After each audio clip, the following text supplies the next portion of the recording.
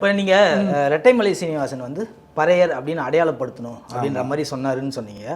ஆனால் அவர் வந்து பார்த்தீங்கன்னா 1891 வந்து பறையர் பேரவையை ஆரம்பிக்கிறாரு.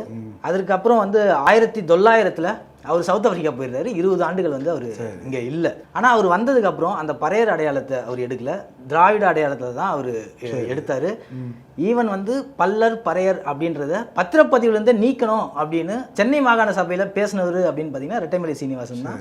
அவர் அந்த அடையாளத்தை இறுதி காலங்களில் அவரே திறந்துட்டார், அந்த பறையர் அப்படின்றத திறந்துட்டார். ஆனால் நீங்கள் அதையே இன்னும் முன் வைக்கிறீங்களோ அப்படின்னு தோணுது. அப்போது வந்து நீ பறையன்னு சொல்லுனதெல்லாம் பொய்யா? அப்போ இல்லை, அதுக்கப்புறம் அவர் நிலைப்பாடு மாற்றிக்கிட்டாருன்னு சொல்கிறேன். மாற்றிக்கினா சரிங்க சார், மாற்றிக்கினார்ல, மாறி போச்சா? மாற்றணும் இல்லையா? இல்லை மாறி போச்சான்ற மாற்றிக்கிட்டே இருக்கும் இல்லையா? மாற்றிக்கிட்டே மாற்றுறீங்க, மாற்றிக்கிட்டே இருக்கும். என்ன மாற்றுறீங்க? பறையர் வந்து டே அவன் பறையண்டான்னு சொல்கிற அளவுக்கு நீங்கள் வந்துட்டீங்க, அவ்வளோதான். நீங்கள் மாற்றிருக்கீங்க. இல்லை மாத்திரன்றவங்க ஏதாவது மாற்றிருக்காங்களா சொல்லுங்கள்.